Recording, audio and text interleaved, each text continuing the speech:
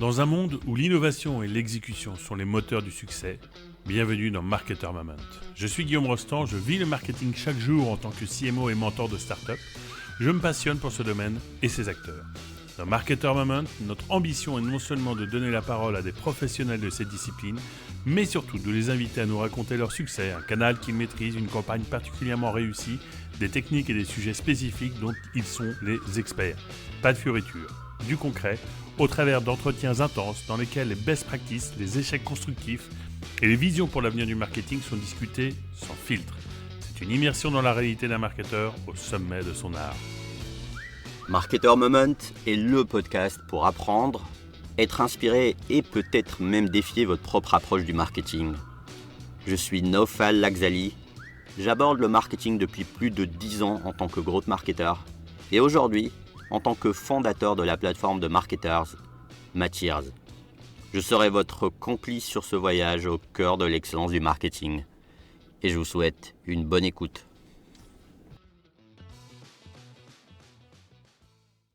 Bonjour Patrice. Salut Naufal. Bonjour et merci aussi d'avoir rejoint cet épisode podcast. Et ouais, merci pour l'invitation, trop cool d'être là. On va aborder un sujet qu'on a échangé un peu avant là-dessus, le sales and marketing. On a trouvé que c'était pertinent de un peu creuser ce sujet parce que je pense qu'on a tous eu des clients avec des gros pains là-dessus. Mais avant j'ai bien envie d'en savoir un peu plus sur toi. Ouais. De comprendre un peu ton parcours avant de nous dire un peu ce que tu fais aujourd'hui. Ouais, bien sûr, mais écoute, moi ça fait 10 ans que je bosse en marketing B2B. J'ai commencé par des grands groupes. J'ai fait 5 ans chez Sony et Samsung sur du marketing produit. Après ça, j'étais quand même très curieux de découvrir l'univers startup et c'est comme ça que j'ai rejoint Partout en 2018 en tant que premier marketeur / CMO pour ouvrir le département. Et c'était une époque où c'était encore une boîte de 20 personnes, autofinancée, et j'ai vécu ensuite pendant 4 années l'hypercroissance. Donc 20 à 400 personnes, 2 à 20 millions d'ARR, scope Europe à scope complètement international. Et je suis parti il y a 1 an et demi, et depuis je me suis mis à mon compte en tant que Startup Advisor pour accompagner les boîtes sur tous leurs enjeux marketing. C'est 4 ans, c'est ça Chez Partout ? Ouais. Ouais. Qu'on va peut-être creuser par la suite. Tu peux m'en dire un peu plus sur aujourd'hui le côté advisory, qu'est-ce que tu fais ? Ouais, bien sûr. En gros, j'accompagne donc start-up comme scale-up à raison de 2 heures toutes les 2 semaines pour prendre tous leurs sujets marketing, les attaquer ensemble. Je leur donne un maximum de recos, de process, de méthodos et derrière ils mettent en place et on fait un suivi comme ça sur plusieurs mois. Très, très cool, très intéressant. Mais moi aujourd'hui, je t'ai contacté surtout sur un sujet que je vais un peu aborder dans un sens plus large et j'aimerais bien peut-être que tu nous donnes déjà un aperçu global sur ce problème qu'on voit souvent qui est la relation entre les profils sales et marketing, peut-être en entreprise en général, mais peut-être après on peut aller plus précisément chez les startups parce que j'imagine que vu qu'il y a de la croissance et de l'accélération, peut-être les frictions sont plus élevées vu qu'il n'y a pas encore de process. Je vais commencer par une question simple. À quel moment tu t'es dit qu'il y a effectivement un problème sur ce sujet de relation entre sales et marketing ? Je m'en suis rendu compte surtout l'année dernière. En fait, en me mettant à mon compte, j'ai fait des tonnes de rencontres avec des startups, enfin surtout des CMO ou des CEO, et j'ai vu à quel point il y avait ce conflit qui était présent. Mais je pense 9 fois sur 10. Comment il se présente ? Alors il y a deux visions. Enfin deux visions. C'est si tu écoutes la partie sales, c'est le marketing m'apporte pas assez de leads, ils sont nuls, je suis pas content, c'est pas performant. Et l'autre côté, la partie market, et là malheureusement je blâme un peu mes homologues, c'est qu'ils ne prennent pas le temps de se confronter à la réalité du terrain. En gros, ils restent de leur côté, ils font des actions marketing standards, mais sans se demander est-ce que ce que je vais faire là, est-ce que ça va servir au business ? Et au-delà de servir au business, est-ce que dans l'exécution, ça répond vraiment à ce qui se passe sur le marché ? Et pour savoir ce qui se passe sur le marché, il n'y a pas de secret. Il faut se mettre à côté des sales, écouter les rendez-vous, participer, écouter les débriefs. C'est vivre un peu leur quotidien, parce que c'est que comme ça, je trouve, en l'occurrence, notamment au début, après c'est bon, après tu cernes bien le marché, les enjeux.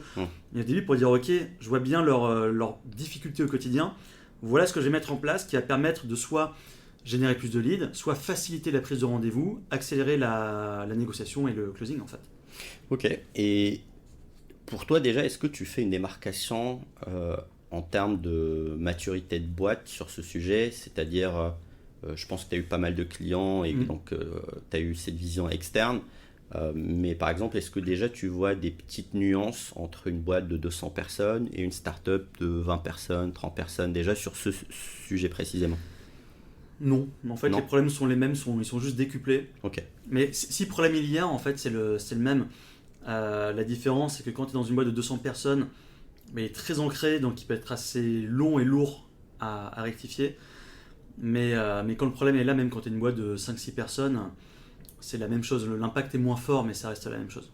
Ce que je me pose comme question, tu m'as dit que tu l'as vu d'un point de vue extérieur. Est-ce que Ouais. tu l'as vécu d'un point de vue en interne, par exemple chez Partout? Est-ce que il y avait ce genre de problématique ou de sujet tout court? Chez Partout, non. Je l'avais rencontré dans la boîte d'avant chez Samsung, Ok. où en fait le marketing était passé sous la division commerciale, enfin sous un directeur commercial. Et en fait, ce que j'ai vu comme quelque chose au départ de très contraignant, d'être sous un directeur commercial, en fait, c'est comme ça que j'ai compris le business en fait. C'est comme ça que je me suis dit, ok, c'est vraiment. Parce que le métier de commercial, il est quand même dur. Il est très difficile et tant que tu vis pas un peu leur quotidien, tu te rends pas trop compte, je pense. Il y a énormément de pression, ils se prennent des bâches tout le temps. Et on va dire que c'est à partir de ce moment-là que j'ai compris. Il y a eu quelques mois où je me suis dit, fait chier, pardon, je sais pas si on a le droit de jurer dans ce podcast, mais je me suis dit, mince, on me met un peu trop au support, au service de l'équipe sales, j'ai plus mon indépendant, je peux plus faire ce que je veux. Et en fait, c'était faux, c'était juste de faire des choses qui servent au business. Et donc, quand je suis arrivé chez Partout, déjà j'ai eu la chance d'avoir donc Vincent, qui est le directeur commercial de Partout, qui avait et qui a toujours une grosse appétence marketing. Ça, c'est comme déjà une chose ultra importante. Donc à partir du moment où il avait cette appétence et que moi j'avais vécu l'avant entre commencer de bosser avec des commerciaux, tout s'est passé assez facilement côté Partout. Mais c'est intéressant parce que ce que tu dis là, c'est que le head of sales, on va dire, avait une appétence marketing. Ouais.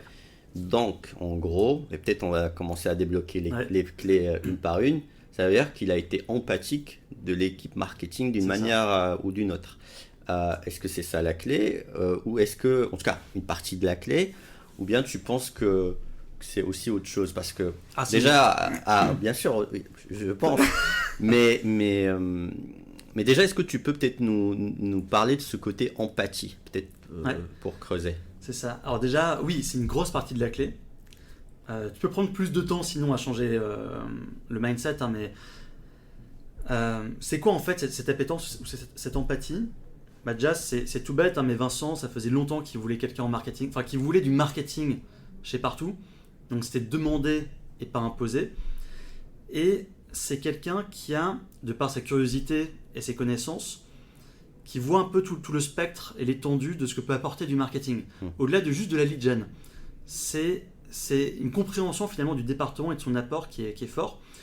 Et il sent bien que à bosser ensemble avec une complicité, c'est là où tu apportes vraiment des gros résultats.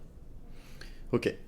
Et donc, qu'est-ce que tu suggérerais à une équipe marketing, ou peut-être un CMO, qui va travailler avec un directeur sales? Est-ce que des fois aussi ça peut être dans l'autre sens, c'est-à-dire qu'un marketeur aille dans le sens du sales, essaie de comprendre leurs problématiques, j'imagine? Ah ben complètement.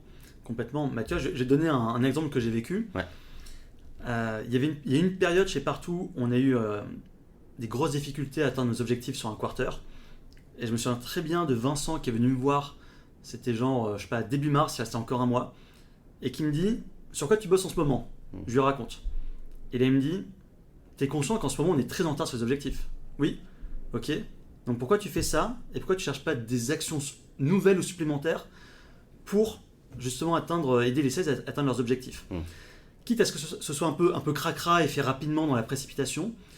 Mais tu vois, là, ça m'a fait beaucoup de bien. C'est me dire, ok, effectivement, j'étais en train de suivre ma ligne directrice de marketeur parce que moi, personnellement, je pensais que atteindre ou pas les objectifs, je m'en foutais, entre guillemets.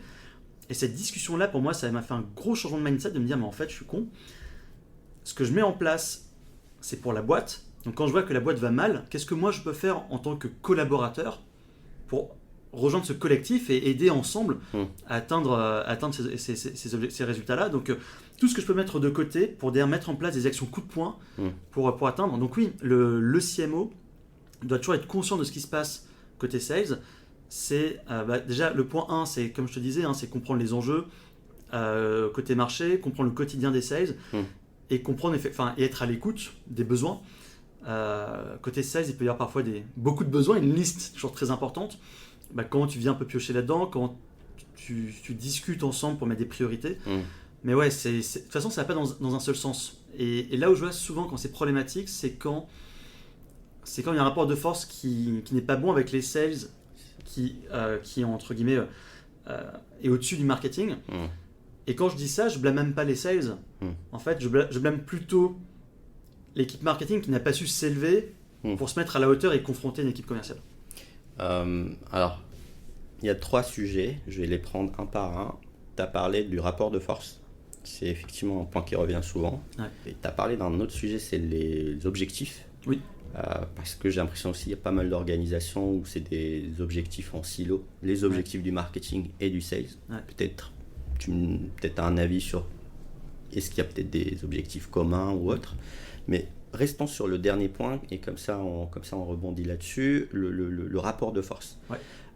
Effectivement, je le vois souvent. Toi, qu'est-ce que tu conseillerais si, par exemple, il y a une organisation où le founder ou peut-être le marketeur, il se retrouve déjà dans un rapport de force établi, qui est soit lié à un historique ou le head of sales ou le sales était avant moi je suis arrivé après, donc il a un peu de l'ownership sur des actions. Est-ce que tu as des petites méthodes, des tips pour un peu rééquilibrer ce rapport de force, mais dans l'objectif commun de, effectivement, il faut que ça soit sain, cette relation? Bien sûr, ouais. Moi, ce que j'ai fait dans ma boîte, avant partout chez Samsung, après c'est ma manière de fonctionner aussi, c'est que j'aime bien d'abord obtenir la confiance. Donc même si dès le départ je vois que le rapport de force n'est pas bon, il faut quand même gagner cette confiance. Et pour gagner cette confiance, il faut faire les choses qui sont demandées par cette équipe.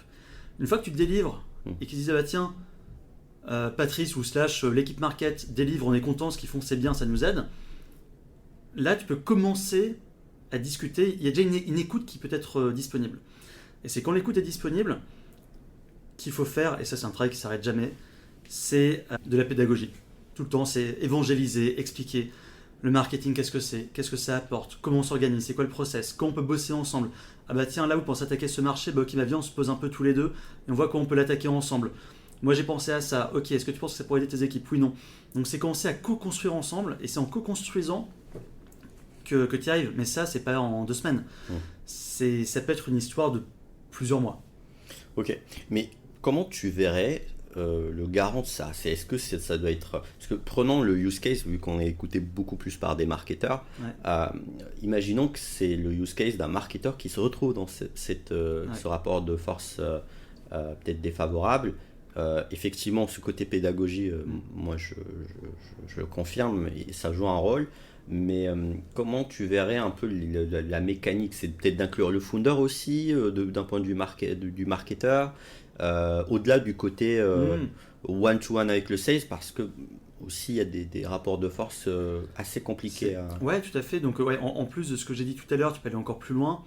Mettre dans la boucle les founders. Tu vois, je sais que moi, tous les ans, je faisais une présentation annuelle de ma vision marketing. Dedans, tu avais les 2 co-CEO, tu avais le directeur commercial. Faire ça tous les ans, c'est pas mal. On avait aussi les OKR, donc là, c'est plutôt tous les trimestres. Trimestre aussi, tu viens aussi présenter tes résultats devant un comité réduit, généralement les directeurs et directrices de département. Là aussi, c'est des moments pour en parler. Ton CEO, si effectivement peut aussi être un relais, bien évidemment, il faut s'appuyer dessus. Parce que parfois, c'est tout bête, mais une autre personne peut mieux argumenter ou mieux présenter que toi. Ça, c'est au-delà de sa position hiérarchique, mais c'est aussi une manière de présenter. Donc ça, tout à fait. Et après, moi, je pense que côté market, c'est aussi sans arrêt présenter les résultats, en fait. Moi, la data. Je suis beaucoup, moi, je suis beaucoup à surcommuniquer et à utiliser Slack, email et les réunions d'équipe ou de boîte massivement pour dire voilà ce qu'on a fait, voilà ce qui a marché et voilà les résultats. Et toujours les choper au-delà de ça des infos côté sales pour dire, bah, tiens, ça a aidé bidule, ça a été machin, ça c'est tel deal, ça a été accéléré parce qu'on a fait ta. Et là, tu plantes tes graines, donc c'est beaucoup de communication. J'aime bien ça, c'est-à-dire que tu t'impliques dans le deal. Le deal flow, on va en parler après sur les frontières du CRM. C'est un autre sujet de est-ce que je m'arrête au MQL, est-ce que mon scope c'est post-SQL ou autre. Je vais rebondir du coup sur les objectifs, les OKR dont tu m'as parlé. Est-ce que tu vois une astuce aussi à ce niveau-là pour un peu rendre la relation plus agréable? Écoute, nous, on avait des points mensuels. Enfin, avec tous les head of sales, chez partout, j'ai des points mensuels. Et en fait, ces points mensuels, tu construis assez naturellement tes OKR. Parce que tu es au courant des pays qui vont attaquer, des segments de marché, est-ce que on va commencer à aller sur des deals de taille moyenne et on va plutôt, dans les prochains quarters, chercher des plus gros deals. Comment on y arrive, tel secteur. Donc, toutes ces infos, tu les as grâce à ces points.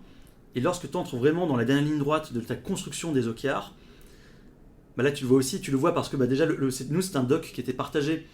Donc tu vas voir un peu ce que racontent les autres départements. Et là tu vois, côté sales, cette info-là je ne l'avais pas. Je vais parler avec Vincent, je récupérais plus d'infos. C'est-à-dire que côté marketing, il faut que je rajoute ça et ça. C'est vraiment la co-construction.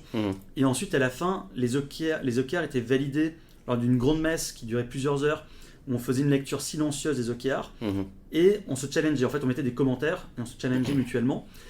Donc, il n'y avait jamais rien qui était validé sans le groupe. Sur le groupe, exactement. Okay. Donc, à la fin, lorsque c'était validé, t'entamais ce quarter-là sans surprise de ce qui allait arriver. Et vu que c'était comme une construction qui a pris quelques semaines aussi, voilà, t'es pas censé avoir de surprise, t'es pas censé te dire, tiens, les 16 me demandent si je suis pas au courant ou inversement. Donc, à partir de là, t'y vas. Et voilà. C'est hyper intéressant ta messe silencieuse. J'aime bien le concept. Et en gros, est-ce que tu peux m'en dire un peu plus? C'est un concept ou c'est quoi? On se met autour de la table, c'est silencieux. Et c'est quoi ce truc de commande? Donc chacun commande dans son coin, c'est ça? C'est en gros, donc les OKR, on les mettait dans un Google Slide. Ouais. Et on prenait, je pense, quasiment 3 heures. Quasiment 3 heures où c'était tout le board qui était là. Lecture silencieuse qui prenait, j'ai plus les chiffres en tête, disons n'importe quoi, qui prenait 1 heure. Lecture silencieuse d'1 heure. Et là, chacun mettait des commentaires dans le PowerPoint. Chacun mettait des commentaires. Tu commençais à y répondre, aussi par écrit. Et une fois que c'était fini, là, chacun prend sa partie et dit, ok, j'arrive sur le marketing, j'ai 4 commentaires. J'en ai répondu à 3 sur 4. Est-ce que les 3 qui j'ai répondu, est-ce que c'est clair? Oui, non. Non, ok, très bien, je développe. Le 4e, j'ai pas eu le temps. Ok, je vois ta question, j'y réponds. Y a-t-il d'autres demandes? Non, ok, ça c'est validé, on passe au département suivant. Ok, hyper intéressant parce qu'en même temps, tu gagnes aussi l'adhésion du groupe. Parce que tu pourras pas te défausser en mode je connaissais pas ce OKR ou en mode je suis pas potentiellement. C'est ça, et en plus, plus tu grossis, et plus tu as des risques de problèmes de communication. Et plus tu grossis, plus tes projets sont encore plus transverses. Et là, au moins, ma côté tech, ok, vous allez faire ça sur le site, très bien, c'est intéressant. Côté produit, il y a ça, Donc oui, pour ça, c'est vraiment génial. Ouais. Je vais te le piquer, ce petit truc de messe OKR. Alors, du coup, si on peut un peu plonger aujourd'hui dans l'existant, dans les relations qu'on voit souvent, et qu'on le prend dans un prisme de CRM. Ouais. Moi, personnellement, je vois beaucoup, en tout cas chez beaucoup de clients, que ce soit chez Matters ou sur d'autres structures, ce sujet de je suis responsable de ça dans le pipe CRM, parce que souvent c'est l'outil un peu qui va recentrer les réflexions, mais plutôt opérationnelles, plutôt, on va parler lead, concret, c'est du concret. J'ai l'impression, c'est que le CRM est souvent un peu plus à l'avantage du sales, parce que c'est un outil de base sales, et que dans certaines structures, on va venir greffer des équipes marketing là-dessus en lui disant ouais, tu t'occupes du début du pipe, ramène-nous du MQL et puis tout ira bien pour toi. Et en fait, derrière, il y a tous ces sujets, mais qu'est-ce qu'un MQL, qu'est-ce qu'un SQL? Déjà, je pense que ça serait bien peut-être de les définir pour les auditeurs, parce que peut-être il y en a quelques-uns qui connaissent pas un peu ces termes-là. Et aussi, j'aimerais bien comprendre comment tu vois un peu cette relation à l'intérieur du CRM. Ouais, tout à fait. Déjà, il y a comme une info à savoir, c'est que le marketing chez Partout était incentivé sur le nombre de rendez-vous Ok. pris grâce aux actions de marketing. Hmm. Donc MQL, on s'en fout, c'est combien de rendez-vous ont été pris. Ok. Ça, c'est la première chose. Et donc ça, on le voyait dans le CRM. Tout ce qui est terminologie, moi j'ai opté pour quelque chose de très simple parce que je voulais absolument éviter cette guéguerre. Il y a eu un moment des micro-conflits comme ça. Et à un moment, moi j'ai dit, en fait tout ça je m'en fous. Je m'en fous de savoir que le marketing apporte, je sais pas combien de leads de MQL. Moi tout ce que je veux à la fin, c'est que ça génère du business. Et que ça aide les sales. Et c'est pour ça que ce concept de rendez-vous, moi j'ai bien aimé, mais au-delà de ça, moi je suis venu avec un concept, et qui est peut-être pas très apprécié par tout, mais un concept d'influence marketing. Parce que j'estime, surtout sur du grand compte, où tu as plein de touchpoints et que ça dure des mois, que de définir à quel moment le marketing a impacté ou influencé un deal, c'est compliqué. Enfin, c'est compliqué. Soit tu te dis, il y a l'origine, voilà, ce lead, je l'ai obtenu grâce au salon, tu as pris un rendez-vous derrière, ok, très bien. Sauf que parfois, le rendez-vous, le lead n'est pas généré par le market, parce que nous, en plus, on se scrapait comme des porcs. Ouais. Le rendez-vous est pris directement par le sales, parce que Partout, c'est une machine sales très très importante. Mais on arrivait quand même à influencer sur du closing. Et ça m'intéressait beaucoup. En revanche, est-ce qu'on influençait à 10%, 50%, 90%, j'en sais rien. Mais quand tu as des sales qui me disaient « Oh là là, le marketing, génial, merci beaucoup, grâce à vous, cette campagne, ce webinar, ce machin, ça m'a permis de réaccélérer la discussion, ça m'a permis de closer, ça m'a permis de dire « Ok, c'est avec vous Partout que je veux bosser, merci beaucoup. » Ça, je le comptais. Je le comptais en influence marketing. Et en fait, moi, je me basais beaucoup sur ça. C'est combien de meetings étaient influencés et quel montant de signatures étaient influencés et quels étaient les canaux les plus performants pour ça. J'adore ce que tu viens de dire parce que c'est un truc très palpable que je vois dans pas mal d'organisations. Et malheureusement, alors ça m'intrigue pas mal, c'est comment tu arrives à plus ou moins le calculer, le quantifier, parce que j'ai l'impression que ça se base sur deux choses. Sur une perception et sur aussi une honnêteté sans faille du sales qui te dit oui, effectivement. Alors, déjà pour le côté influence sûr et certain, moi je le vois aujourd'hui dans des actions croisées où effectivement un prospect peut interagir beaucoup plus parce qu'il a vu tes posts LinkedIn ou parce qu'il a vu ta pub ou il a vu une action qui a été mise en place, appelant ça la brand, appelant ça du contenu, peu importe, mais qui va avoir plus de capital trust, on va dire. Donc sûr et certain, et tu vois, c'est typiquement le genre d'apport que peut amener un marketeur à un sale. Maintenant, moi, j'ai du mal à voir, et je serais très intéressé d'avoir tes lumières pour comment plus ou moins structurer une approche où le sales soit la remonte, ou bien nous, quand on la quantifie. Ce qui était le plus simple, c'est, je donnais un exemple tout bête, tu fais un webinar, le sales appelle l'un des inscrits, il chope un rendez-vous, boum, ok, ça c'est market, pas de souci. Ce qui s'est servi de cette liste, c'est quelqu'un qui n'avait pas appelé ou contacté avant, ou bref, qui n'avait jamais répondu, ça c'est clair. Donc tout ce qui était origine, ça c'est assez facile quand c'était pris assez rapidement. Quand je dis assez rapidement, c'est qu'on ne s'est jamais trop mis de ça fait 2 semaines, ça fait 1 mois. En tout cas, quelque chose qui arrive vraiment très très vite après, en quelques jours, quelques petites semaines, ça c'est bon, ça rentre dedans. Deuxième chose facile, c'est le scoring. Ok, je vais voir dans HubSpot, ok, le gars, nous on a un barème à 30 points, il a plus de 30 points, ok, c'est bon. En revanche, quand tu es un peu dans le mauvais entre-deux de l'origine, ça commence à dater un peu, ça fait genre 4 mois. Donc on peut plus trop dire influence marketing, ça fait quand même un petit moment. Le scoring est en dessous de ce que nous on estime comme un MQL. Mais malgré tout, il y a un rendez-vous qui est pris.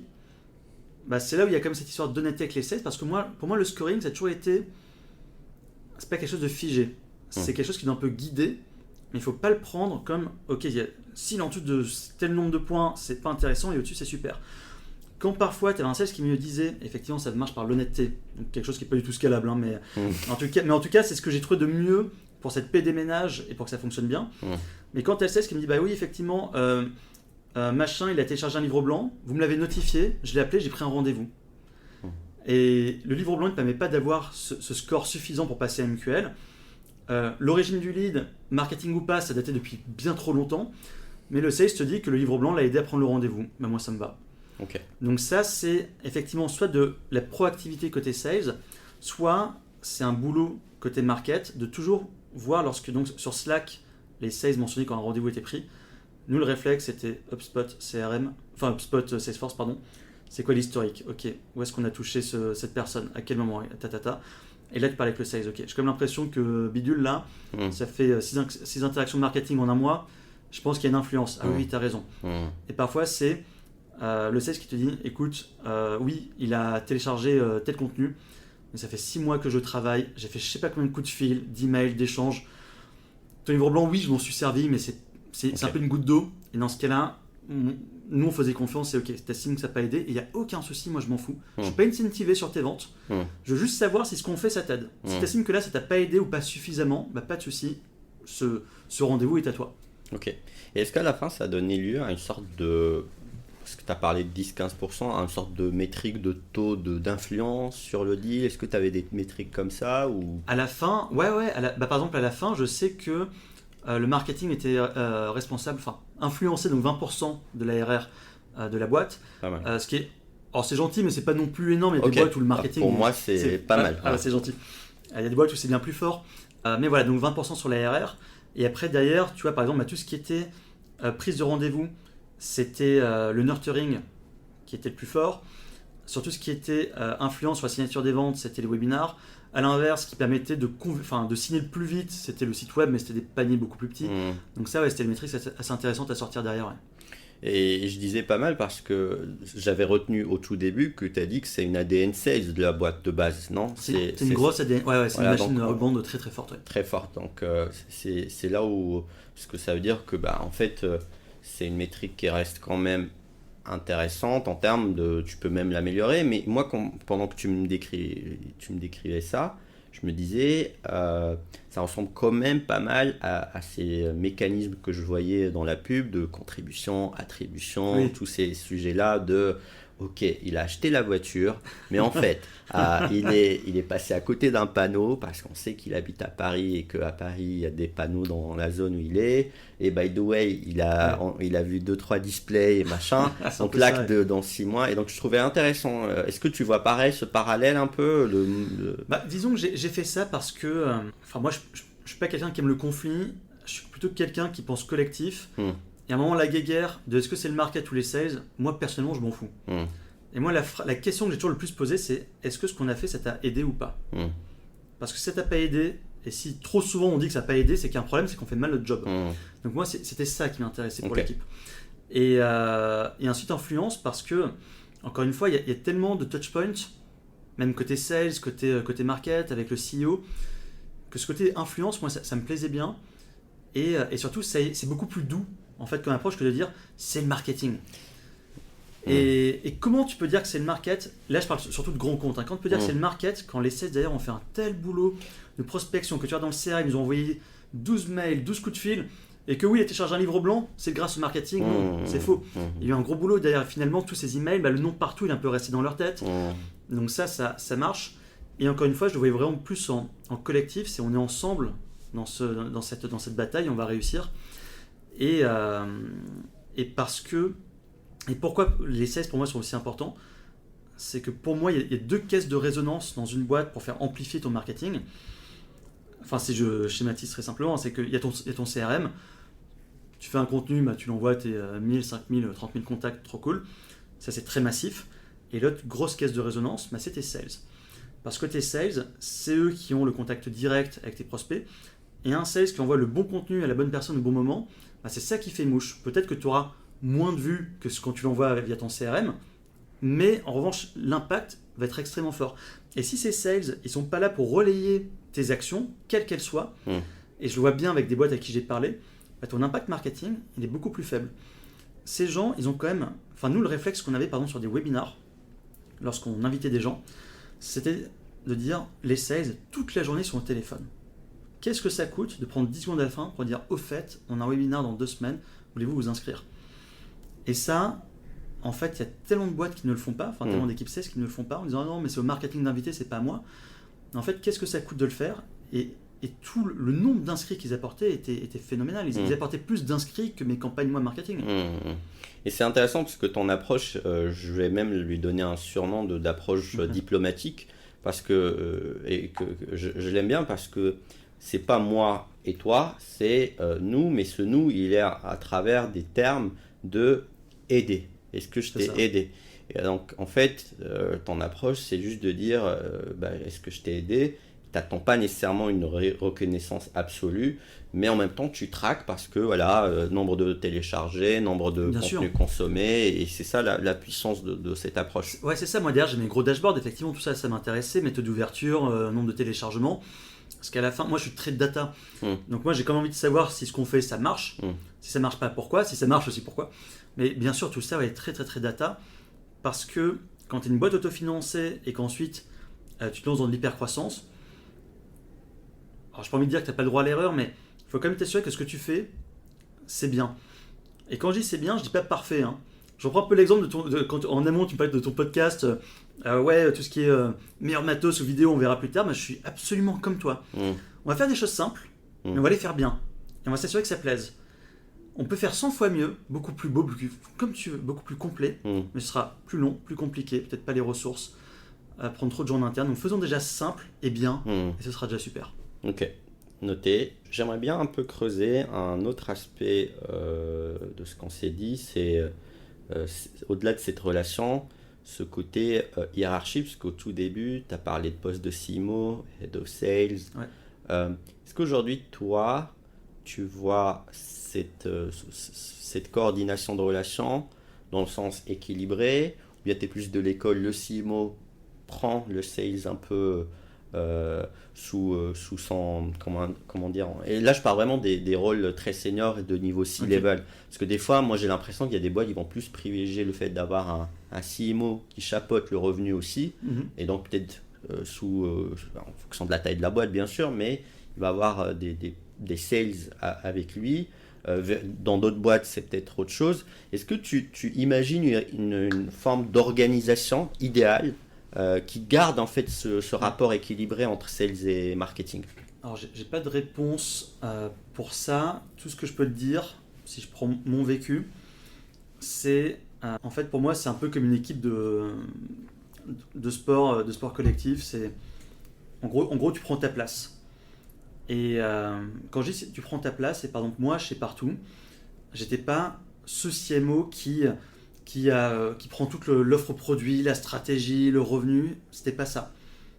Vincent faisait très bien ça, enfin pas tout ce que j'ai raconté, la partie produit c'était côté CPO, CTO, mais il faisait ces choses-là très bien et beaucoup mieux que moi, donc il prend cette place. Demain tu as une boîte où le CMO prend plus de place et fait bien mieux les choses que le Head of Sales ou qui sais-je, tu l'appelles comme tu veux, tu mets là-haut, quoi. Donc pour moi, ce COMEX ou ce board, il se compose pas d'une structure rigide de il faut absolument ta. C'est plutôt c'est quoi l'ADN de la boîte, c'est quoi ses enjeux et quelles sont les personnes qui peuvent porter ces sujets. Et en l'occurrence, tu vois, au COMEX, moi je n'étais pas au COMEX par exemple, j'étais au board, je n'étais pas au COMEX. Ok. Parce que je ne me sentais pas capable de porter ces sujets-là, je ne le montrais pas. Donc tu mets des gens qui arrivent à porter ces sujets. Donc si à l'inverse, dans une boîte où ton CMO sait porter ça, est-ce que tu as un CMO plus un Head of Sales à côté, ou est-ce que tu as juste un CMO? Ça, j'ai envie de dire, je ne sais pas trop, mais pour moi, c'est pas cocher des cases, c'est quelles sont les personnes, dans un nombre réduit, parce qu'il ne faut pas non plus faire plaisir à tout le monde, quelles sont les personnes qui vont amener ta boîte d'un point A à un point B, et c'est eux que tu mets dans ton COMEX. Ok. Très clair. Aujourd'hui, si tu devais un peu reconstituer une boîte, on va l'imaginer dans le sens où tu te dis je vais recruter des équipes marketing et sales. J'aimerais bien faire cet exercice où peut-être dès le départ, disons que tu as levé des fonds et que tu t'es dit je prends peut-être un growth marketer ou un growth manager, et il s'avère que j'ai une sorte de 1 ou 2 sales, peut-être un SDR. Faisons je sais que c'est l'équivalent d'une heure de conseil, mais faisons-la un peu gratuitement et pour un peu plonger les auditeurs dans une forme de mécanique de construction d'équipe marketing sales idéale. Comment tu orchestrais ça? quel profil tu prendrais plus ou moins en termes de terminologie, voilà. Est-ce qu'on peut imaginer un peu Dans une situation où tu n'as pas encore de sales, se dire ou pas de marketing, voilà, tu recrutes, qu'on s'est recruté. Disons que tu as eu un MVP qui Ouais. commence à bien marcher, tu viens de lever, disons 3-4 millions. Ok. Et voilà, tu vas recruter, que tu es en train de construire en tant que founder ou peut-être qu'en tant que first Ouais. CMO. C'est bon, ok. Voilà. Déjà, c'est ta cible. Entre du SMBs, ou de l'indépendant, du petit compte et du grand compte, ça a quand même déjà beaucoup changé. Du SMBs, tu peux être très, le marketing peut avoir une force de frappe énorme, très vite. Sur du grand compte, moi en tant que marketeur, j'ai plus privilégié du sales. Moi, mais parce que j'étais peut-être aussi picousé partout, et j'ai vu à quel point ça fonctionnait. Mais les grands comptes, c'est comme des ventes longues. C'est comme de la vente longue. C'est beaucoup d'interlocuteurs à toucher. C'est comme un suivi très personnalisé que tu dois faire avec les comptes. Et tout ce qui est prospection et suivi personnalisé, c'est pas le marketing qui fait ça. Certes, le marketing peut t'apporter beaucoup de leads, mais in fine, quand tu dois taper à un Société Générale et que tu as 7 interlocuteurs et que ton deal il prend 6 mois ou 1 an, c'est pas le marketing qui te fait ça. Donc moi, sur du grand compte, aux boîtes, je leur dis recruter des sales. Okay. Recruter des sales. Et après, tu peux ajouter du marketing. Quand tu es sur des plus petits comptes du SMBs, là, je suis un peu partagé parce que j'ai vu les deux fonctionner. Mais j'estime qu'en l'occurrence, là, je vais plutôt voir l'appétence des founders. Et selon l'appétence, ils ont une appétence plutôt marketing. Je dis ok, vas-y, crée ton équipe marketing de guerre parce qu'ils vont tout te faire venir. Et en plus, surtout, si tu as un free trial derrière ou quelque chose qui est un peu safe onboarding, voilà, ton market, c'est génial. En revanche, si tu sens qu'il n'y a pas trop d'appétence marketing, que tu as quand même besoin un peu de pitcher, faire de la démo, etc., que tu as un peu de suivi pour signer, bah là, je vais dire ok, sales et prospection téléphonique toute la journée. Ok, donc en fait tu orienterais des gens, j'ai l'impression en fonction du cycle de vente, parce que c'est le point de départ, le corpo, le SMI, et du coup et aussi un autre point, c'est que tu as lié ça à l'ADN du founder, et ça c'est essentiel. Ça revient souvent, tu as des founders plutôt sales des fois et d'autres plutôt marketing, ça joue un rôle ça, ce côté le rôle que ça joue, c'est que si ton founder sales il veut recruter quelqu'un en marketing, s'il considère cette option-là, souvent, il va pas savoir. Et d'ailleurs, je dis founder sales, mais en fait, un founder qui ne vient pas du marketing, qui n'a pas cette appétence, va soit pas voir ce poste comme prioritaire, soit quand il va commencer à le considérer, il ne sait pas du tout quel scope lui donner. C'est toujours très vague, très, très large. Et ça mène souvent à des grosses déceptions sur les recrues, avec des périodes d'essai qui sont invalidées, avec des. Mais en fait je m'attendais pas à ça, je pensais qu'il allait m'apporter la lead machine en 2 semaines. Et à l'inverse, ton founder qui est l'appétence marketing, au moins il sait ce que ça apporte.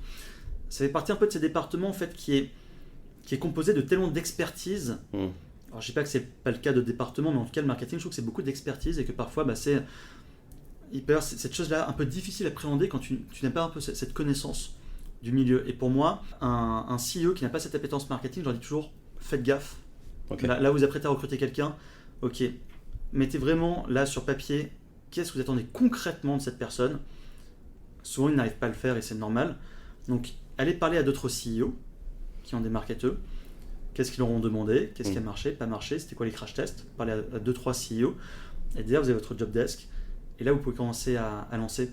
Mais il y a beaucoup trop de fiascos en fait, malheureusement, parce que ce travail-là en amont n'est pas fait et j'entends, si tu dois le faire à chaque fois, ça peut être un peu compliqué. Mais souvent, c'est ça le gros problème. Ouais. Donc tu verrais en fait un recrutement en fonction de la connaissance du scope, parce que c'est un peu un sujet de scope. Et souvent, effectivement, moi j'ai l'impression que par exemple, un founder sales, il va plus dire le marketing, il va faire un peu tout, de l'event, de machin, et sans trop peut-être aller spécifier. Moi j'ai l'impression que aussi c'est un sujet de point de départ, c'est-à-dire pour un peu être plus clair, est-ce que tu penses pas que des fois un founder qui va recruter un sales mais qui a une ADN marketing va indirectement influencer son équipe vers ce rapport de force dont on a parlé au début indirectement, puisque en quelque sorte il va peut-être plus être à l'écoute des retours du sales ou l'inverse. Ouais. Et comment nous, en tant que marketeurs, quand on va arriver dans ces organisations, essayer d'arranger ce sujet, mais cette fois-ci, c'est pas un one-to-one, c'est vraiment côté founder. Le founder et sales, il jure que par ça. Ouais. Tout ce que je pourrais lui dire, en fait, souvent, il va être un peu... il va douter. Ouais, bien sûr. Ouais. Bah, moi, c'était ça ma première année chez Partout. Ok. Le co-CEO qui a une ADN très sales, lorsqu'il m'a recruté, donc il faut quand même savoir que quand je suis arrivé chez Partout, la boîte avait déjà 4 ans d'existence. Donc c'est quand même un certain vécu, il faisait 2 millions d'ARR. Et j'arrive donc pour de la lead gen. Et en fait, il y a eu des moments difficiles parce que déjà moi je passais d'un grand groupe à une startup, ce qui est quand même déjà pas facile. J'ai eu besoin de beaucoup d'ajustements en termes de mindset parce que j'ai tous mes repères qui étaient perdus. Et effectivement, il y a un peu ce côté, il y avait des attentes de ma part qui étaient presque des attentes sales, que des attentes marketing. Et ça, c'était encore une fois beaucoup de discussions. Donc il y avait des choses où, bien évidemment, j'avais mes torts parce que j'étais, même encore là, pas encore assez business. En fait, vu qu'il y avait un département à construire, je me dispersais, ce qui n'était pas bien. Donc voilà, donc déjà ça. Et de l'autre, en fait, je me rendais compte que c'était à moi de faire aussi cette fameuse évangélisation, pédagogie forte auprès aussi du CEO, parce que le marketing, c'est pas quelque chose qui maîtrisait bien, qui connaissait. Donc ça, c'était aussi beaucoup de rendez-vous. Et tu vois, ce qui a été un moment important, c'est quand Vincent, donc le head of sales, qui avait cette grosse appétence marketing, qui m'a dit viens faire une présentation de ta vision et de tout ce que le marketing peut t'apporter. Faire cette presse-là devant les 2 co-CEO. Et en fait, cette présentation-là, elle était géniale parce que lui, le Vincent, là, il m'a appuyé sur tous les points. Et tous les moments où je me faisais challenger, lorsque j'avais du mal à répondre, où je me sentais un peu faiblard, c'est lui qui surenchérissait. Les sales ont besoin de ça. Là, ce qu'il vient de vous dire, on en a absolument besoin. Ça va nous aider à atteindre ta. Et en fait, ce duo a été magnifique. Et lui a su mieux exprimer les choses que moi, bien mieux. Et donc, ils ont compris. Et à partir de là, c'est fini. J'adore ton exemple parce que si je le synthétise, il démontre que quand le founder ou celui qui t'a recruté a du mal, en tout cas, d'adhérer immédiatement à ce que tu dis, indirectement, tu dis chercher l'appui avec quelqu'un d'autre de l'équipe qui va venir appuyer à travers le dispositif de je t'aide, je suis là pour contribuer à ton succès à toi. Et donc, indirectement, lui va t'appuyer et en quelque sorte, c'est ça. J'aime bien. Voilà, ça c'est la recette pour hacker le truc. Et je pense que c'est ce genre de méthode qui peut marcher versus peut-être la confrontation ou ce genre de sujet. Et franchement, déjà on a un peu commencé on a bien un peu fait le tour de ce sujet. Est-ce que tu vois autre chose peut-être que moi j'ai zappé concernant cette relation sales, marketing, ou t'as un truc que t'as vu chez Partout Ouais, moi il y a d'autres choses que je peux rajouter. Il y en a une notamment, et ça j'ai adoré parce qu'ils étaient ultra volontaires là-dessus, c'est d'impliquer aussi les sales dans tes actions marketing. Et quand je dis impliquer, c'est par exemple, je donne un exemple tout bête, on veut faire un webinar, j'allais les voir en disant ok, là le mois prochain on va faire un webinar, quelle thématique vous voulez qu'on aborde? Et tu les laisses voter, en fait, tu les laisses choisir. Ah, on a absolument besoin de ça. Non, en ce moment, les prospects me posent beaucoup de questions sur ça. Oh, bon, ok, très bien. Allez hop, on se met d'accord. Ok, Patrice, on aimerait bien un webinaire sur ça. Ça, c'est trop bien. Les contenus, c'est la même chose. Ok, là, on va rédiger 3 nouveaux articles. J'ai pensé à toutes ces thématiques. D'après vous, c'est lesquelles vraiment les plus importantes pour vous? Et là, sur les 6, ils en choisissent 3. Tu écris les 3. Et quand tu écris les 3, tu leur dis écoutez, moi, j'ai pas votre vécu du terrain, j'essaie d'écrire du mieux possible. C'est vous qui allez derrière envoyer ces articles à vos prospects. Est-ce qu'il y a un volontaire ou une volontaire qui peut un peu juste relire et nous dire si on est passé à côté de gros arguments ou d'exemples qui pourraient faire mouche? Et là, on trouvait toujours quelqu'un de volontaire. Et en fait, les commentaires derrière sont ultra pertinents. Tu vois, c'est la phrase, c'est l'argument, c'est l'exemple qui fait choc, qui fait mouche, pardon. Et pour ça, c'était génial. Et en fait, un sales qui derrière a un peu corrigé le doc, derrière, on est convaincu. Et quand la version finale est obtenue, il va l'envoyer à ses prospects, mais de 2, au-delà de ça, il va faire aussi ton ambassadeur. Il va aussi en parler aux autres sales. Et combien de fois, parce que nous, on était physiquement juste à côté, combien de fois j'ai entendu les sales dire tiens, j'ai envoyé tel article à machin de Toyota, ça lui a trop plu, est-ce que vous avez pensé vous aussi à l'envoyer? Ah non, j'ai pas pensé, il est où l'article, où est-ce que je peux le trouver? Ça, c'est super. Donc Ok. les impliquer, ça, c'est phénoménal. Parce que ça devient un peu, le contenu devient leur bébé aussi, parce Ouais. que quand ils ont contribué, c'est Tu intéressant. leur as fait choisir parmi une liste de thématiques, ils ont choisi Hmm. les thématiques. Toi, tu as écrit sur ça. Tu leur demandes de l'aide, tu leur dis pas juste tiens, prends-moi une demi-heure pour relire, ce qui emmerde tout le monde. C'est ok, je sais que toi, tu as encore plus d'impact que moi dans les arguments. Est-ce que tu peux juste relire le doc? Ça, ouais, ça c'est énorme. Et pour impliquer, ce qu'on se faisait aussi, c'était un peu des challenges mutuels. C'est se donner des objectifs, par exemple, sur des nombres d'inscrits à un webinar. Tiens, là, celui-ci, vous pensez qu'on peut avoir combien d'inscrits? 100? Ouais, vous êtes sûr? Ok, bon, on va essayer d'avoir 100 inscrits. Au sales. Ouais. Ah, Ouais, non, mais 100 ensemble, hein. Ouais, Ensemble, pas ensemble. juste les sales, Ah, c'est ok. 100 ensemble, Ah, ok. market sales. Et après, d'ailleurs, on faisait aussi sur les plus gros webinars, on faisait des classements des sales qui apportaient le plus d'inscrits, et les gagnants Pas mal. avaient des bouteilles de champagne, tu vois, par exemple. Pas mal, ça j'aime bien. C'est-à-dire qu'en gros, parce que les sales, ils ont un peu l'adrénaline du closing, ils aiment bien ça, mais en plus, si dans leur quotidien, tu leur ajoutes d'autres closings un peu plus C'est faciles, ça. parce que le Société Générale, il est frustrant sur 6 mois, mais bon, ramener 2 fois plus de gens à un webinar, je C'est pense, ça. et donc avec le reward, mécanisme de reward derrière. Exactement. Ok, Exactement. hyper, je te prends celle-là aussi. Donc ça, voilà, ça super. Et enfin, la dernière chose pour éviter tous les conflits, c'est en fait, je reviens sur la communication, mais là plus la communication sur l'agenda en fait, sur tout ce qui va arriver. Et ça, c'est souvent assez sous-estimé parfois. Juste croire que tu as envoyé le 1er septembre le calendrier du mois, ça suffit, c'est archi faux. Dès le lendemain, ils ont oublié, et c'est normal, ils ont déjà tellement de choses à faire qu'il faut rabâcher. T'en parles en réunion commerciale. Ah, au fait, ce mois-ci, il y a ça.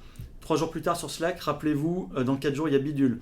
Ensuite, par mail. Ensuite, quand tu passes dans les bureaux, tu te souviens, là, le salon, c'est bon, tout est OK pour vous, vous avez des questions? Toujours rabâcher. Et notamment sur les campagnes d'email aussi qui partent. Surtout sur les campagnes d'email, parce que pour eux, il n'y a rien de pire qu'un email qui part vers leurs prospects sans qu'ils soient au courant. Donc, ils aient oublié cette info. Ce côté de dire ah là là, je suis en train de parler avec Toyota et en fait ils m'ont dit qu'ils avaient déjà reçu un mail de ta part, j'étais pas au courant. Ils détestent ne pas savoir. Et ça, je comprends à 200%. Donc c'était voilà, pour info, il y a ces emails qui partent lorsqu'il y avait des nouvelles campagnes qui partaient. Ensuite, quand la machine était suffisamment rodée, qu'il y avait des tonnes de campagnes qui partaient dans tous les sens, là on était arrivé à un stade de maturité, de confiance mutuelle où ils savaient qu'il y avait des emails automatiques qui partaient tout le temps, donc là c'était bon. Mais au début, vraiment pour rappeler, demain il y a ça qui part. Et puis aussi leur partager les chiffres. Tiens, pour info, dans cette campagne, il y a cet email, il a trop bien marché. Donc allez-y, peut-être que vous pouvez vous en inspirer. Constamment au fur. Ouais, ok. Peut-être que l'objet a plu, peut-être que le contenu a plu. Et inversement, on a fait ça a foiré. On pense que c'est ça et ça qui a foiré. Est-ce que vous avez aussi des feedbacks de l'autre côté? J'ai trouvé effectivement que ça c'était pas terrible. Ok, trop cool, je note.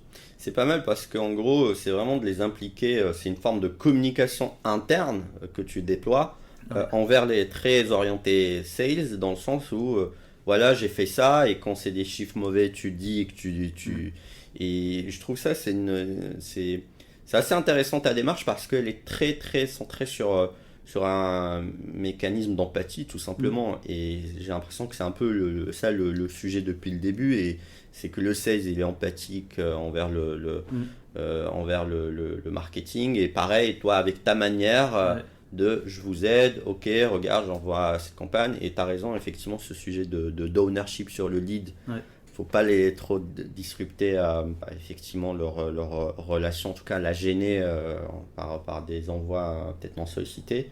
Confiance aussi, tu as parlé de ça se construit au fur et à mesure. Ah, mais ça se construit. Moi j'ai un exemple que j'adore donner, c'est que quand je suis arrivé, j'ai voulu lancer ma première campagne d'emailing sur toute la base. Là ils ont fait s'évanouir, non c'est jamais de la vie, on te file notre base. Et ils m'ont extrait, je sais plus si c'était 400 ou 600 contacts, mais qui étaient des contacts qui n'avaient plus répondu à leur mail depuis plus de 6 mois. Je me dis, eux on n'y arrive pas, ils sont pourris, prends-les. Et là je lance ça, je fais mon petit scoring, boum, ils chopent 5 rendez-vous. Ah putain, en 3 semaines, tu chopes des rendez-vous sur des contacts qui pour eux étaient finis. Tiens, prends là ces 200 parce qu'eux ils sont un peu mieux. Et là je rechoppe plus de rendez-vous. Non, c'est cool.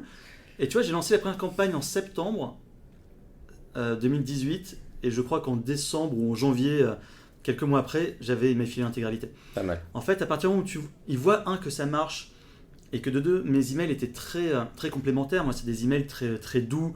Je ne propose pas de rendez-vous, c'est des emails très courts, qu'ils étaient appréciés, que les prospects appréciaient. Ils avaient des retours aussi. Ah, tiens, j'ai reçu un email qui m'a envoyé tel contenu, j'ai bien aimé. Okay. En fait, tu construis cette confiance. Et après, à partir de là, c'est bon. Mais au départ, il faut y aller étape par étape. Et toi, ça me fait penser aussi qu'on était dans cette phase d'hyper-croissance et qu'on recrutait beaucoup de sales. Dès que des sales arrivaient chez Partout, moi, je prenais une demi-heure avec eux pour leur dire, voilà, c'est quoi le marketing chez Partout, voilà ce qu'on fait et voilà comment on travaille. Chaque nouveau recrue. Chaque nouvelle recrue. Ok, intéressant. Tout le temps. Au pic, c'était combien de sales en totalité chez Partout? Quand je suis parti, alors pour l'équipe France, je pense qu'il y avait une 20-30 sales. Et nous, on faisait le marketing pour tout l'international aussi. Donc, je sais plus, ils étaient au moins 15 en Espagne, 15 en Italie, quelques-uns en Inde. Donc, t'as combien? Peut-être 76 en tout, un truc comme ça. Et oui, et ce que je faisais là, je le faisais aussi pour les autres pays. Je faisais pour les sales italiens, brésiliens. C'est le sujet d'après. Ok, pardon. Mais non, mais c'est bien, parce que tu m'ouvres la transition, c'est parfait. C'est scaler cette relation à l'international. C'est assez simple. Non, donc super intéressant parce que ça veut dire que tu as chapeauté le marketing au niveau après international. Donc tu as géré, j'imagine, cette phase d'internationalisation. Alors c'est là où en fait c'est parfait, aligné. Comment tu arrives à gérer cette relation que tu as établie chez Partout, qui au départ était, tu me disais, il est à côté de toi. Maintenant il est en Allemagne, il est à, je sais pas où c'est exactement Partout, mais comment garantir cette continuité à l'international? Alors au tout début, quand je suis arrivé, donc j'étais seul sur le market et on avait quelques personnes pour l'Espagne et l'Italie, basées à Barcelone. Comment tu fais pour avoir cette gestion? C'est vrai qu'au début, c'est pas facile parce que moi, les gros enjeux, ils étaient sur la France, mention internationale. Donc eux t'attendent en disant c'est génial, il y a le Messi qui arrive, mais t'as que 20% de ton temps à leur donner. Donc t'as déjà ça à gérer comme situation. Mais ensuite, au-delà de ça, c'est faire exactement les mêmes choses, mais à distance. C'est surcommuniquer. C'est faire des visios. J'ai des points mensuels avec eux. De quoi vous avez besoin? Ok, j'ai pensé à ça. Vous en pensez quoi? Ok, tiens, j'ai fait ça. Est-ce que tu peux quand même le relire pour être sûr? Ou le traduire, parce qu'il y avait aussi beaucoup de traductions à faire. Donc, même mécanisme, mais à distance. En revanche, après, ce qui a fait passer cette relation dans une nouvelle dimension, c'est quand j'embauchais des marketeurs locaux. Alors, beaucoup basés à Paris au départ, mais des locaux. Donc, j'avais une Espagnole, un Italien, une Brésilienne, un Indien. Et ça, ça te fait fois 1000 sur ta relation avec les sales. Mais c'est-à-dire que tu as processé ça en interne chez l'équipe marketing, ce côté va vers le sales, tu l'as processé, tu as fait quoi, un playbook pour que celui que tu recrutes en Espagne ait la même démarche? Non, je ne l'ai pas processé, j'aurais dû. C'était un coup de formation. Pareil, en gros, quand ils arrivaient, c'est je vous explique comment on fonctionne avec les sales. Effectivement, à la fin, j'aurais mieux fait de l'écrire, ça m'aurait fait gagner du temps. Et donc, c'était ça. Après, au départ, tu les accompagnes aussi beaucoup sur les rendez-vous. J'étais sur les channels Slack, donc le Marketing Spain, Marketing Italie, j'étais là-dessus. Les rendez-vous mensuels, j'étais dessus. Et petit à petit, quand tu vois que la même démarche est prise, tu commences à te retirer. Et, donc, tu es plus sur de la formation. C'est ça. Un par un. C'est ça. S'assurer que ça. Et après, tu te mets en retrait. C'est ok, pas mal. Et du coup, résultat, tu as vu que c'est plus ou moins resté de la même type de relation, c'est resté quali. 100 fois meilleur. Ok. Ah oui, même. Parce que tu dupliquais le temps donné à travers. Alors oui, ça c'est sûr. Effectivement, à un moment tu dis tiens, je file une ressource à 100%, c'est 100 fois mieux que moi à 20%. Ça déjà, ils étaient ravis. C'est ça. Mais non, mais en fait, une personne de leur pays, en fait, ça change tout. Ah oui, ok. En fait, c'est une chose d'être le français qui a de l'Espagne et l'Italie, c'en est une chose quand tu as l'italien et l'espagnol. Et en fait, déjà, ils n'avaient plus la traduction à faire. Ça, c'est quand même assez chronophage pour eux. Ils avaient quelqu'un qui comprenait encore mieux l'aspect culturel de leur boulot, qui pouvait aussi plus facilement se déplacer dans le pays, parce que pour eux, c'est du pain béni. Ils étaient basés en France. Et tu pouvais leur dire, tiens, t'as un cas client à faire ou un salon, va en Espagne, comme ça tu vois l'équipe, tu fais le cas client, et si tu fais un peu de télétravail pour voir ta famille, tu peux aussi. Ah, pas mal, ouais. Donc c'est quand même fabuleux. Et pour eux, ça change tout. Ça change tout. Moi, tu vois, ce côté spécificité culturelle, il est quand même ultra fort. Enfin, moi, je prends l'exemple de l'Inde, parce que c'est là où c'était le plus fort. Quand tu as ce gars qui me dit, Patrice, là, dans un mois, il y a telle fête qui arrive, qui est ultra importante, il faut absolument qu'on fasse du contenu et qu'on lance une campagne. Bah, j'ai vu le regard du sales qui s'est illuminé en disant, putain, merci, quelqu'un qui a vu ça, moi, je l'aurais jamais vu. Ou alors, si le sales me l'avait dit, j'ai pas que j'aurais pas cru, mais peut-être j'aurais dit, ouais, ok, bon, mais j'ai aussi plein d'autres choses à faire. Est-ce que vraiment ça vaut le coup que je mette mes forces sur cette fête locale, tu vois? Donc, et pareil pour l'Espagne, je me rappelle, la personne qui avait pour l'Espagne, elle a retravaillé tous mes emails de nurturing parce qu'elle m'a dit, tes emails, ils sont trop formels pour les Espagnols. Donc, elle a revu tout le ton.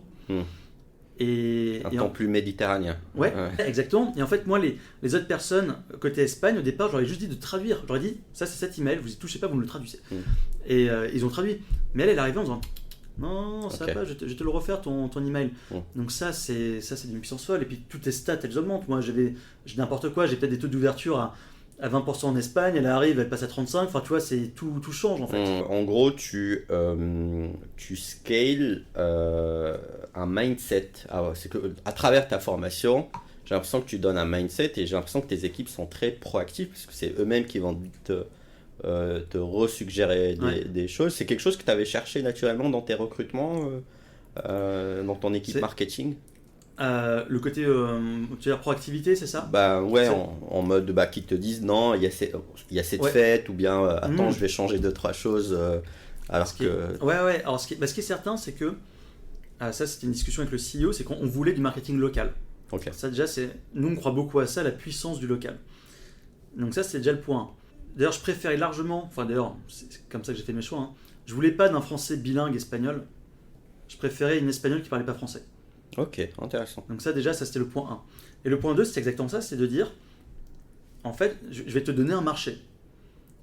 Et en plus, moi j'ai recruté beaucoup de juniors, c'est soit des stagiaires que j'embauchais derrière, ou vraiment des très très juniors. Et c'était, je vais donner ce marché-là, je vais te présenter ma stratégie globale. En revanche, c'est ton rôle d'être expert de ton marché et de me dire combien dans ma stratégie globale, qu'est-ce que tu dois prendre et pas prendre. Parce que tu es peut-être sur un marché d'évangélisation, tu es peut-être sur un marché d'experts. Tu as peut-être des besoins autres. Tes commerciaux et toi le terrain, tu les senti un peu différemment et tu sens que tu as des choses assez spécifiques à lancer. Donc c'est ton rôle de prendre et de faire ce qui est spécifique pour ce marché. Et ça, c'est ce que je leur disais en entretien.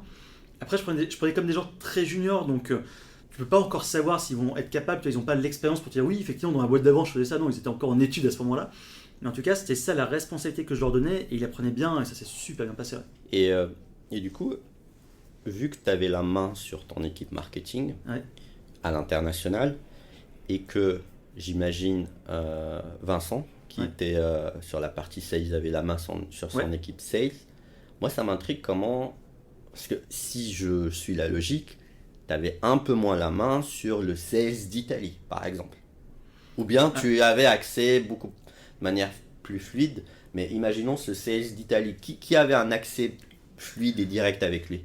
Alors, chaque head of sales locaux, j'avais un point mensuel.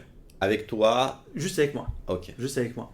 Et la personne de mon équipe avait aussi des points avec ce head of sales et aussi des gens de l'équipe quand ça commençait à grossir un peu plus. Mais moi, j'avais toujours un point mensuel. Pour être sûr, effectivement, déjà d'être présent pour l'équipe parce que ce qui était demandé à mon équipe, parce que lui me le demande aussi, est-ce que c'est clair, est-ce qu'on s'est bien compris? Et que je ne sois pas juste comment je peux dire ça? Moi, je voulais surtout pas être dans un stade où c'est les gens de mon équipe qui me remontent des choses. On nous demande ça. Non, je veux aussi être au courant, je veux aussi être proactif. Je veux aussi être au courant d'une situation quand on vient m'en parler, lorsque ça arrive. Et c'est pour ça que je suis toujours resté dans les channels Slack des pays. Donc, c'était que les gens de mon équipe qui parlaient. Et moi, je prenais la parole uniquement quand je sentais qu'il n'y avait pas de réponse ou qu'il y avait besoin d'un coup de pouce. Uniquement ça. J'ai l'impression que c'est un peu ça le secret, parce que dans pas mal d'organisations, ils auraient eu juste un truc en silo. Bon, à la limite, ils auraient réussi à le faire ça au niveau siège France, mais peut-être que pour que le CMO soit impliqué vers un profil sales avec ton rythme qui est pas mal, une fois par mois, c'est rare. En tout cas, je pense que c'est un peu une partie du secret, c'est-à-dire d'être impliqué sur un sujet avec les sales. Et petite question piège, est-ce qu'il faisait pareil Vincent de l'autre côté ou un peu moins? Vincent, Est-ce qu'il parlait par exemple, lui à Paris, est-ce qu'il parlait avec le marketing local d'Espagne ou d'Italie ou un peu moins? Non, ça c'était rare parce que pour le coup, Vincent avait vraiment un poste donc, très élevé où il y avait tous les head of sales par pays. Ok. Donc faire parler le marketing Espagne avec un Vincent, ça arrivait, hein, mais il n'y a pas besoin de répétition. Ok, très clair. En tout cas, j'aime bien l'approche internationale de cette relation, ça fait sens. Aujourd'hui, l'international, toi, c'est un sujet, parce que je sais qu'on avait, avant d'échanger, on s'était dit que ça peut être aussi un sujet. Toi, comment tu vois un peu ces mécaniques marketing à l'international de manière un peu plus large, au-delà de cette relation purement sales? Est-ce que c'était challengeant pour toi? Est-ce que tu t'es dit, déjà vu que tu as vu la boîte de zéro jusqu'à cette étape d'internationalisation, est-ce que tu t'es fait aider? Comment tu as géré cette transition? Alors pour tout ce qui est international, aider, je me suis beaucoup fait aider. En gros, dans les pays, quand je suis arrivé, donc on était déjà dans 2 pays, c'était Espagne, Italie. Là, j'ai pris un maximum de feedback des sales qu'on avait à ce moment-là. En revanche, qu'on a accéléré, qu'on est allé dans d'autres pays où là c'était nouveau pour tout le monde, là je faisais toujours les mêmes choses. C'est qu'à ce moment-là, on appartenait à Webedia et Webedia a des filiales un peu dans le monde entier. Okay. Donc là je parlais à Webedia Mexico, Webedia New Delhi, ils me racontaient un peu le marché. Et ça c'était ultra intéressant. Derrière, je parlais aussi à des partenaires de partout qui étaient dans ces pays-là. Donc des boîtes françaises mais qui étaient aussi dans ces pays, ça c'était énorme. Et ensuite je parlais à des boîtes, pour le coup que je connaissais pas, mais via des Business France ou via juste de la recherche, des boîtes françaises, des startups françaises qui étaient dans ces pays pour dire ok vous êtes là-bas, comment ça se passe, qu'est-ce qui marche, qu'est-ce qui marche pas, enfin voilà, donnez-moi un maximum d'infos. Donc moi je faisais toujours ces trois actions et à partir de là ça me donnait suffisamment d'informations, plus les sales. Ce qu'il faut savoir c'est que moi côté marketing je déclenchais rarement des actions après quelques mois d'activité sales. Parce que lorsqu'on s'est mis à un peu bourriner et aller un peu presque prospecter le monde entier, forcément, j'allais pas traduire le site web en 15 langues ou faire 22 campagnes nurturing ou que sais-je. Donc, on laissait d'abord un peu les sales faire le boulot. Et là, dès qu'il y avait la traction, dès que tu sentais que voilà, ok, je commence à avoir un peu de pipe, je commence un peu à avoir des rendez-vous. Là, on sent que ces pays-là, c'est des focus. Et là, c'est beaucoup de discussions justement avec les head of sales. Ok, on a l'impression que dans Latin America, c'est plus le Mexique en fait qui a l'air de bien prendre. Ok, le quarter suivant, je vais peut-être traduire le suite non, parce que j'avais déjà en espagnol, mais peut-être faire des actions un peu pour le Mexique. Je déclenche un peu de nurturing, je vais peut-être te faire un webinar et basta. Et puis on verra ensuite 3 mois plus tard si ça prend bien. Ah bah tiens, ça prend encore mieux. Ok, je vais chercher un peu des salons. Je vais recruter quelqu'un en stage côté market. Et on y allait comme ça par palier. Par palier. Et est-ce que tu as remarqué que, ça c'est un sujet un peu plus généraliste, mais que plus ou moins les mêmes stratégies fonctionnaient, ou bien tu t'es peut-être confronté à des marchés spécifiques où tu t'es rendu compte que la démarche doit être vraiment différente et t'appuyer peut-être plus sur le local et moins être dans le dupliquer en termes de stratégie? Tu as parlé de Mexique, est-ce que c'est un autre continent, peut-être c'est un autre... Ouais, en fait il y a beaucoup de choses qui étaient qu'il fallait soit adapter, soit avoir comme en connaissance. Je vais te prendre l'Inde. L'Inde, quand tu es un marketeur, alors je n'ai pas envie de généraliser, donc on va prendre pour notre activité, j'ai eu l'impression d'être le roi du monde parce que tout ce que je faisais, c'était des perfs incroyables. Et même le sales, il prenait des tonnes de rendez-vous. Pareil, il se croyait le roi du monde. Mais en fait, ce qu'il m'expliquait, donc sales qui était indien, c'est qu'en fait, les Indiens sont très curieux, très curieux. Donc ils cliquaient sur tous les trucs de LinkedIn Ads. Donc là j'ai des perfs incroyables. Ils téléchargeaient tous les documents. Putain, jamais eu des white papers qui fonctionnaient aussi bien. Ils chopaient des tonnes de rendez-vous. Oui, ce qu'ils veulent toujours discuter, toujours comprendre. En revanche, quand tu as fait ton R1, va passer au R2. Et là, ça répond plus, c'est fini, c'est compliqué. Donc oui, mes stats marketing étaient exceptionnels. Mais en fait, quand j'avais le business à la fin, non, ça marchait pas. Après, tu as d'autres pays où là, c'était plus une sorte de maturité par rapport à notre activité. Donc, c'était de se dire, tiens, on va faire les choses simples. La France, vers la fin, on était à un stade, on va dire, de maturité normale. Les Nordiques étaient et les pays anglo-saxons plutôt sur de l'expertise. Et des pays comme Latin America plutôt sur de l'évangélisation. évangélisation, j'ai déjà plein de choses, parce que moi, quand je suis arrivé, la France était encore en évangélisation. Ok. En revanche, j'ai continué l'expertise, mais il a fallu aller les chercher. Donc, il a fallu en écrire, il a fallu se renseigner, il a fallu faire des actions plus spécifiques. Et après, tu as des actions qui marchent aussi moins bien. Tu vois, des webinars, il y avait des. Alors là, j'ai plus les exemples en tête, mais les webinars, tu as des pays où tu es inconnu et tu as 100 personnes d'un coup, et l'autre pays, tu as 2 mecs qui viennent. Pourquoi ça marchait pour l'un ou pour l'autre? J'en sais rien. Est-ce que c'est une histoire d'heure? Comme quand la personne de mon équipe m'a dit: ah non, fais gaffe, en Espagne, il faut surtout faire des événements plutôt en fin d'après-midi ou en début de soirée, surtout pas le matin, parce qu'ils aiment pas ça. Peut-être que j'ai fait cette connerie justement sur un pays où je savais pas, parce que je m'étais pas renseigné. Donc ouais, ça c'était. Ça, il y a plein de choses, mais je suis pas allé aussi loin dans l'analyse, parce que on avait en fait des marchés focus où là j'avais moi du marketing local, et ensuite on avait un peu le reste des pays, et là on faisait plutôt les bourrins, et je prenais pas le temps de. Tu vois, par exemple, toute l'Europe. Oui, Espagne, Italie, France, c'était du focus. En revanche, comment je vais toucher un polonais, un suédois ou un anglais, j'ai pas le temps de tout analyser, donc je balançais mes campagnes, mes webinars, mes LinkedIn ads, et puis on voyait ce qui tombait, quoi. Tu as parlé à un moment j'ai l'impression, peut-être c'est ça, tu as catégorisé tes marchés en 3 niveaux: évangélisation, maturité et expertise, c'est ça? Tu peux m'en dire un peu plus? Et c'est quoi? C'était une sauce interne en mode... ou bien est-ce que tu penses que c'est un framework? Je sais pas, peut-être c'est un framework au départ, ou bien c'est quelque chose qu'on peut dupliquer à d'autres situations, d'autres entreprises. Et quelle est la caractéristique de cette classification? Est-ce que ça a un impact derrière sur des actions marketing à l'international? Ouais, bien sûr. Tu vois, si je prends un exemple, quand j'ai rejoint Partout, nos prospects n'arrivaient pas à voir la plus-value de notre solution, et surtout, ils nous confondaient beaucoup avec des agences. Ils nous prenaient pour une agence de marketing de SEO. Oui, on va vous aider à être mieux référencé et plus visible en ligne. Ah, mais c'est bon, j'ai déjà une agence marketing, ça me suffit. Non, mais nous, c'est une solution. Ah, oui, mais ce que vous me dites, ils le font aussi. Non, pas possible. Enfin bref, donc ça, il fallait expliquer pourquoi c'est un enjeu stratégique, pourquoi nous, on était différents des agences. Et ça, tu vois, je vais prendre l'exemple du Mexique. Le Mexique, c'est un cas assez marrant, parce que de ces échanges que je fais avec des partenaires, avec Webedia, etc., ils me disent: le Mexique est un pays très influencé par ce qui se passe aux États-Unis. Donc, ils ont des connaissances fortes, très fortes, mais Webedia connaissait donc très bien notre solution. Ils disent en revanche, des solutions comme la vôtre, on n'a pas sur le marché, ils sont sous-équipés. Donc, si vous pensez aller les attaquer avec une approche assez basique de il faut référencer vos magasins en ligne, ils vont avoir l'impression que vous avez un discours d'il y a 10 ans. En revanche, si vous parlez, comme ce qui se dit aux États-Unis, plus de commerce conversationnel et plus de tendance de tout ce que ce SEO local peut apporter en enjeu stratégique, là vous allez les capter. Et donc là, c'est assez rigolo de se dire, en fait, il faut les capter avec du contenu d'expertise et un peu de tendance future, et notamment ce qui se passe dans les pays anglo-saxons, pour les capter alors qu'ils ne sont pas équipés en solution.